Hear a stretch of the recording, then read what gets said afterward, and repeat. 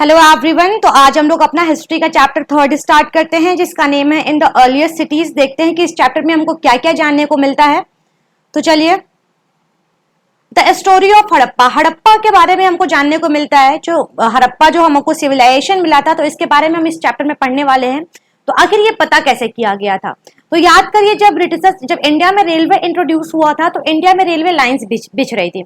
तो 1920 में क्या हुआ कि वहां पे जब रेलवे लाइंस बिजनेस स्टार्ट हुई तो कंस्ट्रक्शन के काम के लिए जो ईंटें चाहिए थी, तो उन लोगों को पंजाब में, ठीक है, पंजाब में जो है उनको एक साइट मिली। ठीक है, वो कुछ टीले टाइप की कुछ साइट्स थी, उनको साइट मिली। तो साइट क्या मिली, उनको मालूम नहीं था कि यहाँ पे एक साइट है, वो कुछ टीले टाइप का था। तो वहां से जो है बहुत पकी पकी जो थी वो ईंटें आ रही थी, बहुत अच्छी क्वालिटी की जो थी वो ईंटें आ रही थी।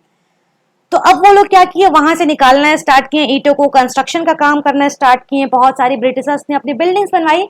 हालांकि ब्रिटिशर्स को कभी ये फील नहीं हुआ कि हमको यहाँ पे एक बार देखना चाहिए कि एक्चुअल में यहाँ पे क्या है। ठीक है, वो लोग बस वहां से चीजें निकालते गए। अगर उस टाइम अगर हम लोग देखे होते हैं तो शायद हमको और भी ज्यादा चीजें जो है हड़प्पा के बारे में जानने को मिलती। तो वैसे हम लोगों ने स्टार्ट किया, तो वहां पे पता चला कि वहां पे क्या हुआ कि बहुत ढेर सारी ईंटें निकलने लगी, बहुत फाइन क्वालिटी की ईंटें निकलने लगे। तो 1920 में जो है दो हमारे आर्कोलॉजिस्ट थे। पहले थे हमारे दयाराम साहनी और दूसरे थे हमारा आर डी बनर्जी। तो इन्होंने क्या किया कि इन्होंने जो है इन ईंटों पे स्टडी की। और ये लोग जो थे, आर्कोलॉजिकल सर्वे ऑफ इंडिया एक बॉडी है, हम सबको मालूम है, ASI जिसको बोलते हैं। तो इसी के थ्रू जो इन लोगों ने थोड़ा इंटरेस्ट लिया और इन लोगों ने जाना कि वहां पे जो है एक पूरा का पूरा शहर बसा हुआ है। ठीक है, जब वहां पे खुदाई का काम चालू हुआ कि भाई इतनी फाइन क्वालिटी की ईंटें निकल कहाँ से रही हैं, तो वहां पे पता चला कि वहां पे एक पूरा का पूरा शहर बसा हुआ है। ठीक है, तो अब आगे पढ़ते हैं क्या है चैप्टर में, देखते हैं। When the railway lines were being laid down for the first time in Punjab, this found some amount that was a rich source of ready-made high quality bricks. वहां पे जो क्या पाया गया, एक बहुत ही हाई क्वालिटी ऑफ ब्रिक्स पाई गई। ठीक है, और ये कहाँ पे हुआ था, पंजाब में। अभी ये प्रेजेंट में कहाँ पे है, ये भी पाकिस्तान वाले एरिया में आ गया है। उस टाइम जो था वो हमारा अनडिवाइडेड इंडिया था, हमारा बटा हुआ भारत नहीं था। तो इस टाइम जो था वो अभी हमारे इंडिया में था, लेकिन अब जो है प्रेजेंट डे कहाँ पे है, ये पाकिस्तान में है। अब देखते हैं, they carried bricks from the walls of the old buildings for the construction of railway lines. Railway lines को बनाने के लिए बहुत सारी वहां से ईंटें उठा के लाई गई। ठीक है, और भी बहुत सारे ब्रिटिश मॉन्यूमेंट्स बनाने के लिए भी वहां से ईंटें लाई गई। About 80 years ago, archaeologists found the site and realized that this was the one of the oldest cities in the subcontinent. This was the first city to be discovered. अब यहाँ पे जो है, जब ASI ने इंटरेस्ट लिया, जब दो हमारे साइंटिस्ट ने, आर्कोलॉजिस्ट ने इंटरेस्ट लिया, तो यहाँ पे पता चला कि यहाँ पे बहुत पुरानी जो है एक सिटी बसी हुई है। और वो जो सिटी है वो कब की बसी हुई है, 2700 BC की बसी हुई है। यानी कि अभी वो 4700 साल पहले की वो जो सिटी है वो बसी हुई है और वो अंदर दब गई है। हालांकि वो किस चीज, कौन से रीजन से दबी थी, आज तक ये पता नहीं चला। मिस्ट्री क्या है अभी तक पता नहीं चला, क्योंकि वहां पे तो उस टाइम जब स्टार्टिंग का टाइम था तो ब्रिटिशर्स ने वहां से निकाल लिया, बहुत सारी ईंटें निकाल ली। तो बहुत सारे जो ऐसे एविडेंसेस है वो शायद ना मिल पाए लोगों के हाथों में, लेकिन फिर भी उस सिटी के बारे में कुछ चीजें पढ़ी गई। तो आगे हम लोग पढ़ने वाले हैं कि क्या क्या चीजें पढ़ी गई थी, क्या क्या हुआ था। तो देखते हैं। उसके बाद जो है आपको एक और चीज बता दें हम कि इसके बाद से जो है खुदाई होनी स्टार्ट हो गई और भी बहुत सारे जो है साइट्स मिलने स्टार्ट, इसी के आसपास जो है और भी सारे साइट्स मिलने स्टार्ट हो गए। तो देखते हैं कौन कौन से साइट हमको मिले हैं। तो देखते हैं कि वेयर आर दे लोकेटेड, कहाँ कहाँ पे। तो इंडिया में कहाँ कहाँ पे है, गुजरात में है, हरियाणा में है, राजस्थान में है और पंजाब में कुछ साइट्स हैं इंडिया में। इसके बाद से पाकिस्तान में कहाँ कहाँ पे है, पंजाब और सिंध में कुछ साइट्स हैं, प्रेजेंट हैं अभी। अब आगे देखते हैं कि what was special about these cities, in cities के बारे में स्पेशल क्या था। तो these cities were divided into two और मोर पार्ट्स। ये सिटी को जनरली दो पार्ट में डिवाइड किया गया था। पहला था हमारा वेस्ट पार्ट और दूसरा था हमारा ईस्ट पार्ट। ठीक है, पहला हमारा कौन सा पार्ट था, वेस्ट पार्ट था, दूसरा था हमारा ईस्ट पार्ट। पूरे सिटी को जो है दो पार्ट में डिवाइड किया गया था। पहला हमारा कौन सा पार्ट था, वेस्ट पार्ट था, दूसरा हमारा कौन सा पार्ट था, ईस्ट पार्ट था। अब वेस्ट पार्ट जो था वो एक्चुअल में थोड़ा स्मॉलर था, छोटे साइज में था। ठीक है, और ईस्ट पार्ट जो था वो बड़ा था। अब वेस्ट पार्ट होने का, छोटे होने का जो है रीजन क्या था कि यहाँ पे सिर्फ जो है रिच क्लास के लोग रहते थे, यहाँ पे सिर्फ रॉयल क्लास के लोग रहते थे। ठीक है, और इसको फोर्टिफाइड भी किया गया था, इसको पूरे अच्छे तरीके से जो है घेरा भी गया था। ठीक है, ये जो वेस्ट पार्ट जो था हमारा, इसको बहुत अच्छे तरीके से जो है इसकी घेराबंदी भी की गई थी, क्योंकि यहाँ पे जो है बहुत रिच लोग रहते थे, रॉयल क्लास के लोग रहते थे। ठीक है, और ये जो था थोड़े ऊंचे पे बनाया गया था। ये जो सिटी थी, ये जो हमारा वेस्ट पार्ट जो था, इसको थोड़ा ऊंचे पे बनाया गया था और इसको हम लोगों ने नाम दिया था, क्या नाम था इसका, नाम था सिटाडेल। ठीक है, इसका नाम क्या था, सिटाडेल नाम था। आई बात समझ में। अब जो ये ईस्ट पार्ट था, ईस्ट पार्ट में कौन रहते थे, तो जितने भी प्राइमरी क्लास के लोग थे, ठीक है, चाहे वो बिजनेसमैन हो, फार्मर्स हो, आर्टिजन हो, जितने भी लोग हो, ये सब जो थे ये ईस्ट पार्ट में रहते थे। ठीक है, आई बात समझ में कि हड़प्पा में क्या हुआ था, दो पार्ट में सिटी को डिवाइड किया गया था, एक था हमारा वेस्ट पार्ट, दूसरा था हमारा ईस्ट पार्ट। वेस्ट पार्ट में किसको रखा गया था, तो वेस्ट पार्ट में उन लोगों को रखा गया था जो लोग बहुत रॉयल थे, जिन लोगों को बहुत एक्स्ट्रा जो है सिक्योरिटी चाहिए होती है, उन लोगों को वेस्ट पार्ट में रखा गया था। और इस पार्ट में वो लोग थे जो नॉर्मल क्लास के लोग थे, जैसे बिजनेसमैन हुए, आर्टिसंस हुए, ये सारे लोग जो थे वो किसमें थे, इस पार्ट पे थे। अब देखते हैं, the part of the east was larger but lower, this is called lower town. और ये जो था ईस्ट का जो पार्ट था, ये जो है बहुत बड़ा था और नीचे में था। मैंने बताया कि आपको वेस्ट पार्ट जो था वो थोड़े ऊंचे पे बनाया गया था और इसकी घेराबंदी भी की गई थी, लेकिन जो ईस्ट पार्ट था वो नीचे में था, इसीलिए हम लोग इसको क्या बोलते हैं, लोअर टाउन बोलते हैं। अब आगे देखते हैं कि यूज्ड ऑफ बेक्ड ब्रिक्स। अब ये जो टाउन बनाना, इसमें क्या क्या यूज किया गया था, जरा इसको जाने। तो इनमें जो है एक बेक्ड ब्रिक्स, बहुत सारे जो है जो ईंटें थे उनको पका के यूज किया गया था, बहुत फाइन क्वालिटी का उस टाइम का ईंटा था और सारे ईंटों को पकाया गया था। सोचिए आज हम लोग पकाए हुए ईंटें यूज करें और हमारे यहाँ 4700 साल पहले जो है ये सारे सिविलाइजेशन बन के खत्म हो चुके हैं। आगे देखते हैं इंटरलॉकिंग पैटर्न। इसको इंटरलॉकिंग पैटर्न में जो है ईंटों को जो है एक ऐसे इंटरलॉकिंग पैटर्न में जो है रखा गया था, ताकि जो है वो जैसे होता है ना इंटरलॉकिंग पैटर्न, जहां तक कि मुझे मालूम है ऐसे ऐसे होता है, काइंड ऑफ कुछ ऐसे समथिंग, हाँ ऐसे होता है ये इंटरलॉकिंग पैटर्न। जो इंजीनियरिंग वाले होंगे वो काफी अच्छे से बता पाएंगे कि इंटरलॉकिंग पैटर्न क्या होता है। तो इस पैटर्न में जो है वो ईंट को रखा गया था, ठीक है, ताकि दीवार जो है वो मजबूत बने। इसके बाद से जो है ये क्यों रखा गया था, मैंने बताया दीवार मजबूत बने। आगे देखते हैं आगे क्या है, हाउसेस, ड्रेन्स एंड स्ट्रीट्स। उस जो हड़प्पा था उसके जो है घर कैसे थे, उनके जो नाली नाले कैसे थे, उनकी गलियां कैसी थी, जरा देखते हैं कि हाउसेस वे इधर 1 और 2 स्टोरी। जो हाउसेस थे वो कैसे थे, या तो 1 स्टोरी थे या फिर 2 स्टोरी थे। आगे देखते हैं बीच में आंगन भी था उनके, उनके पास एक सेपरेट बाथिंग एरिया भी था, मतलब अलग नहाने के लिए था, अलग उनके पास वॉशरूम था। तो ये हम लोग देख सकते हैं कि उस टाइम के लोग जो है कितने ज्यादा लिटरेट थे या फिर कितने ज्यादा सही थे कि उन लोगों को पता था कि हर चीजों का एक सेपरेट जगह होता है। आज हम लोग क्या अभी क्या है, अभी भी स्वच्छ भारत अभियान वाला मिशन चल रहा है कि भैया जो है खुले में शौच मत करिए, लेकिन ये लोग जो थे ऑलरेडी अपना सब कुछ 4700 साल पहले जो है सब अपना सेटअप कर चुके थे। उसके बाद से वेल्स टू सप्लाई, कुएं जो थे वो पानी सप्लाई के लिए थे। उसके बाद से well manage draining system laid out on straight line, बहुत ही अच्छा ड्रेनेज सिस्टम बनाया गया था। हर घर से जो है एक नाली निकलती थी। जैसे अगर हम लोग देखें तो ये घर है, ये मान लीजिए कि ये घर है, यहाँ पे जो है ये 4 घरें बनी हुई हैं, तो हर घर से जो है एक नाली निकलता था, ठीक है, हर घर से एक नाली निकलता था और उसी नाली के नीचे जो थे रास्ते थे, उसी रास्तों के नीचे जो है अच्छा खासा जो है ड्रेनेज सिस्टम था। सोचिए आज के टाइम में भी बहुत सारी जगहों पे इतना अच्छा ड्रेनेज सिस्टम नहीं है, लेकिन 4700 साल पहले ड्रेनेज सिस्टम बनाया गया था, इतना काफी जो है वेल मेंटेन ड्रेनेज सिस्टम बनाया गया था। और उस पे जो है इंस्पेक्शन होल भी, जैसे गोल गोल वाला होल होता है ना जगह जगह पे, ताकि वहां पे देखा जा सके कि सीवर में कहाँ फंसा हुआ है, तो वो होल भी बनाया गया था ताकि चेक कर सके कि चीजें जो है कहाँ फंसी हुई थी, चीजें कहाँ खराब है। इसके बाद से जो है houses, drains and streets were probably plant and built at the same time. जो हाउसेस थे, जो ड्रेन्स थे, जो स्ट्रीट्स थे, इनको क्या किया गया था, प्लान किया गया था। ये जो जिस हिसाब से ये चीजें बनी हुई हैं, हमको नहीं लग रहा है कि ये चीजें नॉर्मली बन जाएंगी, ऐसे ही जो है हम कहीं में मुंह उठा के चलते हैं, एक जगह बिल्डिंग बनवाए नीचे से ना, ऐसे नहीं बन जाएंगी, उसको एक प्रॉपर तरीके से प्लान करना पड़ेगा। तो ये समझ जाता है कि देखिए उस टाइम के लोग इतने ज्यादा एजुकेटेड थे, या फिर कह सकते हैं इतने ज्यादा जो है उनका माइंड इतना अच्छा काम करता था कि वो लोग जो थे उस टाइम जो है प्रॉपर घर बनवाए, प्रॉपर ड्रेनेज सिस्टम बनवाए, हर घर में एक बाथिंग एरिया था, हर घर में एक सेपरेट जो था, अलग अलग चीजें थी, हर घर में एक कुआं था जहां से पानी आ सके, हर घर में एक आंगन था। तो ये लोग कितने ज्यादा सही थे। आगे देखते हैं life in the city. Life कैसी थी सिटी में आके, तो हरप्पन पीपल वे वेरी बिजी, बहुत ज्यादा बिजी थे भाई, काम करते थे बहुत अच्छा, आप भी ज्यादा निठल्ले नहीं बैठे रहते थे, बहुत काम करते थे वो लोग। अब आगे देखते हैं क्या क्या काम करते थे। Planning of the city is probably done by the rulers. हो सकता है, ऐसा माना जाता है कि जो पूरे सिटी की जो प्लानिंग थी वो उनके रूलर्स के द्वारा या फिर उनके शासक के द्वारा, जो भी वहां के राजा थे, महाराजा थे, उनके द्वारा की जाती होगी।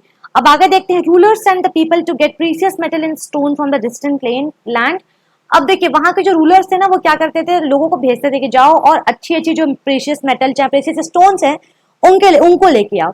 इसके बाद they kept the most valuable object such as ornament of gold and silver and beautiful bits. वहां से जो है बहुत ज्यादा वैल्यूएबल ऑब्जेक्ट्स मिले, जैसे कि बहुत सारी ज्वेलरीज मिली हुई हैं, ठीक है, और जो बीड्स मिले हुए हैं, छोटे छोटे स्टोन के जो है कुछ ज्वेलरीज मिली हुई हैं। उसके बाद men and women also work as a craft person. एक और चीज यहाँ पे बहुत ज्यादा इंपॉर्टेंट है कि यहाँ पे औरत और आदमी दोनों मिलके साथ पे काम किया करते थे, ठीक है। आज की तरह जो है डिस्क्रिमिनेशन नहीं था कि औरतें काम नहीं कर सकती, वहां पे जो है दोनों जो थे वो स्किल पर्सन थे। इसके बाद आता है हमारा सील्स व फाउंड, सील्स पाया गया वहां पे, ठीक है। तो इससे पता चलता है कि वहां पे जो है अच्छा खासा जो है ट्रेड होता था, तभी तो सील्स का यूज होगा। इसके बाद स्क्राइब्स, जो स्क्रिप्ट्स या फिर जो सील्स पे लिखते हैं उनको वो लोग जो थे वहां पे। उसके बाद टेराकोटा टॉयज भी यहाँ पे पाए गए थे। अब आगे देखते हैं, यहाँ पे आपको दिख रहा है वेल्स वगैरह दिख रहे हैं, यहाँ पे आपको सील्स दिख रही हैं, छोटे छोटे टॉयज दिख रहे हैं आपको यहाँ पे, ठीक है। चलिए आगे देखते हैं। सम स्पेशल बिल्डिंग्स, कुछ स्पेशल बिल्डिंग्स थी, जरा देख लेते हैं क्या है। Some special buildings were constructed on the citadel. For example, in Mohenjo-daro, a very special tank which archaeologists call the Great Bath was built. अब देखते हैं कि कुछ स्पेशल बिल्डिंग जो है उनको कंस्ट्रक्ट किया गया। सिटाडेल मैंने बताया कि जो वेस्ट पार्ट था वो क्या था, वो सिटाडेल था। तो सिटाडेल पे एक स्पेशल बिल्डिंग कंस्ट्रक्ट की गई थी जिसका नाम था ग्रेट बाथ। अब ग्रेट बाथ क्या था कि मैंने जैसे आपको दिखाया, यहाँ पे मैंने कुछ फोटोज लगाई होंगी ग्रेट बाथ की, जरा मैं देख लेती हूँ। बस ऐसे समझ लीजिए आप, नहीं दिख रही है मुझे ऐसी कोई फोटोज, ऊपर में शायद, हाँ ऐसे समझ लीजिए आप, ग्रेट बाथ में जाने के लिए एक बहुत बड़ा सा टैंक बनाया गया था, जैसे इस टाइप की सीढ़ियां बनाई गई थी, ठीक है। और उसमें जो है पानी आने का और पानी जाने का बहुत ही अच्छा एक अरेंजमेंट किया गया था। और ये माना जाता है कि वहां पे जो है कि जब भी कोई स्पेशल ओकेजन होता था तो जो इंपॉर्टेंट लोग होते थे, चाहे वो रिच क्लास के जो भी राजा महाराज होते थे, वो उसमें डिप लिया करते। जब भी कोई ऐसा फंक्शन होता था, चाहे कोई ओकेजन होता था, तो उस टाइम में वो इस वेल में जो है वो डिप लिया करते थे। अब आगे देखते हैं स्पेशल फीचर्स ऑफ साइट्स। अब कौन कौन से साइट्स की कौन कौन से स्पेशल फीचर हैं, जरा देखते हैं। तो मोहनजोदाड़ो का जो स्पेशल फीचर है, वहां पे ग्रेट बाथ पाया गया, मैंने आपको बताया।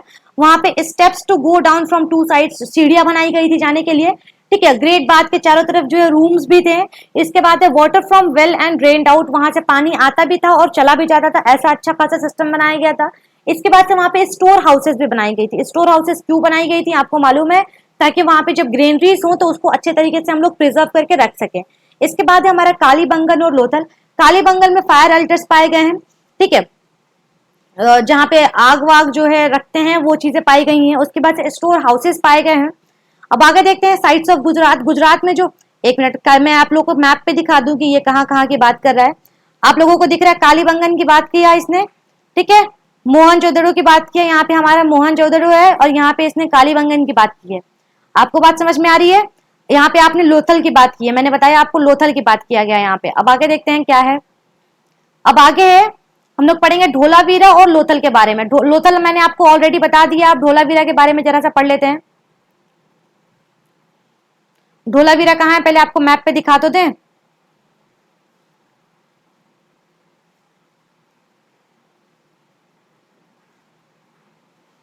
चलिए धोलावीरा के पास चलते। धोलावीरा आपको दिख रहा है यहाँ पे, गुजरात में है प्रेजेंट धोलावीरा। तो चलिए धोलावीरा के बारे में पढ़ते हैं, धोलावीरा में क्या ऐसा इंपॉर्टेंट था। धोलावीरा में पढ़ते located in Rann of Kutch. Rann of Kutch के पास लोकेटेड है ये, अभी आपको दिखाते हैं रैन ऑफ कच्छ कहाँ है। उसके बाद से इसको 3 पार्ट में डिवाइड किया गया था, ठीक है, इसको 3 पार्ट में डिवाइड किया था, एक पार्ट, दूसरा पार्ट, और बीच में जो एक बहुत बड़ा सा ग्राउंड बनाया गया था। इसमें एंट्रेंस भी था, जाने वाला भी रास्ता बनाया गया था, एंट्रेंस वाला भी रास्ता अलग बनाया गया था, जाने का भी रास्ता अलग बनाया गया था। उसके बाद से बीच में एक लार्ज ग्राउंड था ताकि कोई अगर ओकेजन हो तो वहां पे सब लोग इकट्ठे हो सके। इसके बाद से यहाँ पे हड़प्पा स्क्रिप्ट पाई गई है, ठीक है, एक लार्ज व्हाइट स्टोन पे जो है हड़प्पन जो है स्क्रिप्ट पाई गई है। हालांकि उस स्क्रिप्ट को अभी तक हम लोग डिकोड नहीं कर पाए हैं कि उसमें क्या है, उसमें कुछ अलग अलग साइंस बने हुए हैं, तो अभी तक हम लोगों ने डिकोड नहीं कर पाया है, लेकिन आने वाले टाइम में हम लोग डिकोड कर लेंगे। अब देखते हैं लोथल। लोथल कहाँ पे है, ये गुल्फ ऑफ खंबाट के पास यहाँ पे लोकेटेड है। यहाँ पे डॉकयार्ड पाया गया है, ठीक है। यहाँ पे बीड मेकिंग वर्कशॉप पाए गए हैं। बीड मेकिंग वर्कशॉप क्या होते हैं, जहाँ पे छोटे छोटे स्टोन्स के कुछ ऑर्नामेंट्स वगैरह चीजें बनती हैं। उसके बाद से यहाँ पे स्टोर हाउसेस पाए गए हैं, यानी कि यहाँ पे जो है जो ग्रेन्स थे उनको स्टोर करके रखा जाता था। अब वहां पे जो सिटी थी वहां पे क्राफ्ट कैसा था, क्राफ्ट जो है वहां का कैसा था, आर्ट एंड क्राफ्ट कैसा था, जरा देखते हैं। तो metal like gold, silver, copper and bronze are used to make ornaments. Gold, silver, copper का यूज किया जाता था हीरे ज्वेलरीज वगैरह बनाने के लिए। इसके बाद से है ऑब्जेक्ट क्या यूज, तो स्पेंडल वॉल जो था एक ऐसा निडल टाइप में था जिसमें धागा वागा जिससे बनता है, तो उस टाइम की चीजों को वहां पे पाई गई है। ठीक है, उसके बाद से जो है टेराकोटा टॉयज भी पाए गए हैं, आपको बता चुके हैं। स्टोन की चीजें बनती थी, शेल से कुछ बनते थे, सील्स वगैरह जो है पाए गए हैं जो जनरली रेक्टेंगुलर शेप में होते थे। उसके बाद से जो है ऑर्नामेंट्स जो थे उस टाइम के, ऐसा माना जाता है कि ऑर्नामेंट जो थे वो एक सोशल स्टेटस दिखाते थे, मतलब जो जितना अच्छा ऑर्नामेंट पहने वो इतने अच्छे रिच क्लास का है। ऐसा माना जाता है कि ऑर्नामेंट जो थे उस टाइम के सोशल स्टेटस को दिखाया करते थे। आगे देखते हैं रॉ मटेरियल। रॉ मटेरियल जो था आखिर कहाँ कहाँ से आता था उस टाइम में, तो जो कॉपर था वो कहाँ से आता था, राजस्थान से आता था, वेस्ट एशिया से आता था और ओमान से आता था। टिन जो था, टिन जो अफगानिस्तान और ईरान से आता था। गोल्ड जो था वो कर्नाटका से आता था और स्टोन जो था वो गुजरात, ईरान और अफगानिस्तान से आता था। मैंने आप लोगों को बताया कि जो रूलर्स थे वो लोगों को भेजते थे दूर दूर जगहों पे कि जाइए वहां से कुछ प्रीशियस स्टोन्स, प्रीशियस मेटल्स लेके आइए। तो देखिए ये चीजें जो थी यहाँ यहाँ से आती थी। अब आगे देखते हैं फूड, क्या क्या फूड खाते थे वो लोग, तो जरा आगे देखें क्या क्या फूड वो लोग खाते थे। तो रीमेन्स ऑफ डिफरेंट क्रॉप्स, बहुत सारे क्रॉप्स के जो है रीमेन्स मिले हुए हैं। तो सबसे पहले जो हमको मिला हुआ है वो है wheat, barley, pulses, peas, rice, sesame, linseed, इन सब चीजों के जो है रीमेन्स मिले हुए हैं। ठीक है, आगे देखते हैं collection of fruits, fishing, hunting. वो लोग क्या करते थे, फ्रूट्स को इकट्ठा करते थे, फिशिंग करते थे, हंटिंग करते थे।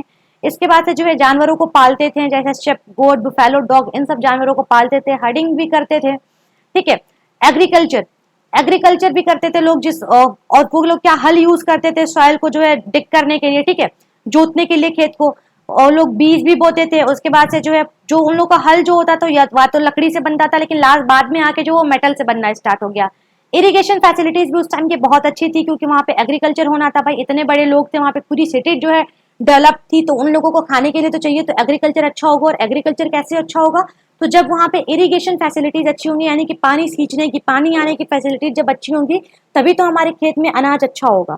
अब आगे देखते हैं केमिस्ट्री ऑफ एंड, ये आखिर खत्म कैसे हुआ, ये अभी तक केमिस्ट्री अभी तक कुछ पता नहीं चल पाया है। हालांकि जब आने वाले टाइम में जब ये पता चलेगा तो कुछ बात और होगी। तो अभी जानते हैं कि क्यों खत्म हुआ, ऐसे अंदाजा क्या लोग लगाते हैं कि किन वजहों से खत्म हुआ है। तो 2900 साल पहले ये खत्म हो गया। ठीक है, सिटीज जो थी वो डिक्लाइन होनी स्टार्ट हो गई, खत्म होने, धीरे धीरे खत्म होने स्टार्ट हो गई।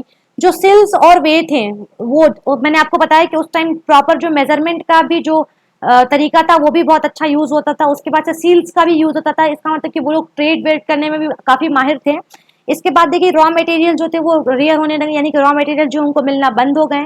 इसके बाद गार्बेज जो थे वे बहुत ज्यादा स्ट्रीट इकट्ठे रहते थे, पॉल्यूशन वगैरह भी हो सकता है। उसके बाद से ड्रेनेज सिस्टम जो था वो ब्रोक डाउन हो गया, पूरा खत्म हो गया, ड्रेनेज सिस्टम टूट गया। रीजन क्या हो सकते हैं इन सब चीजों के टूटने के चाहे खत्म होने के, तो जो कुछ स्कॉलर सजेस्ट करते हैं कि जो नदियां जो है वो सूख गई होंगी, हालांकि वो नदी के ऊपर बसा हुआ था तो नदियां सूख गई होंगी। डिफॉरेस्टेशन हो गया होगा, पेड़ वेड़ काटे होंगे लोग, तो क्या पता उनको रॉ मटेरियल ना मिल पाता हो, फ्लड आ गया होगा। फिर मैंने यहाँ पे एक बार गड़बड़ा के नदियां सूख गई होंगी, या फिर जो है जो रूलर जो थे वहां के उन्होंने जो अपना कंट्रोल खो दिया होगा। ठीक है, रूलर्स लॉस्ट कंट्रोल, अपना कंट्रोल खो दिया होगा, तब क्या पता ये खत्म हो गई हो चीजें। तो ये रहा हमारा कंप्लीट थर्ड चैप्टर हिस्ट्री का। अब हम लोग आगे पढ़ने वाले हैं नेक्स्ट चैप्टर, फोर्थ चैप्टर। तब तक के लिए थैंक यू सो मच।